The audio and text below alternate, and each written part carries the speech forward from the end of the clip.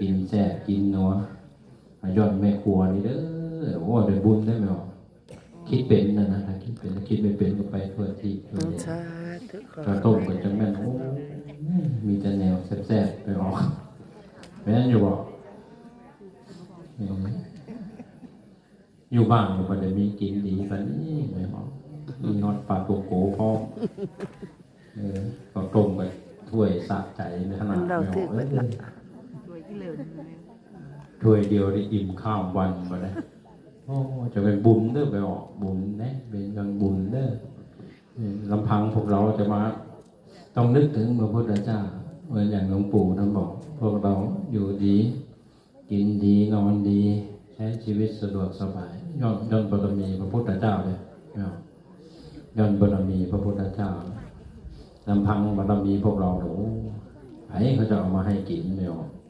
เดินจงกรมโกอยู่ไปเด็กหลอกตึงกันลอยกลับก็มีไหมจังเป็นตอนลอยไวขนาดเลยยุบไปโอ้เดินลงเขาคนนี้แล้วไวสงสัยน้ำมันมวยหมดดิไม่ออกหนวดเดินผ่านกันเลยโอ้จังเป็นผ่านสนามมวยลุมพินีไม่ออกตึ้งอยู่สู้ขนาดใจเอาบุ๋มเย็นเอาไม่ออกแต่ที่สำคัญก็คือให้มันมั่นคงไม่ออกมั่นคงอย่าไปงมงายเห็นไหมตรงหน้าศาลาที่พวกเรานั่งมันจะมีอยู่ต้นเสาหนึ่งที่ครูบาอาจารย์ท่านแกะสลักหรือว่าเขียนไว้นะเขตปลอดความงมงายเลยได้อ่านอยู่บอก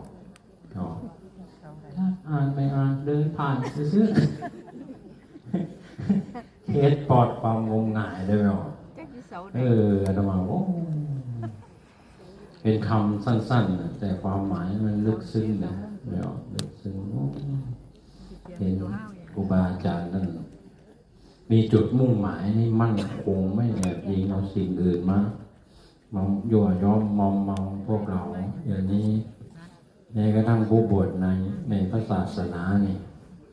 ก็มีหลายอย่างไม่ออกเขาดูถูกจนขนาดว่า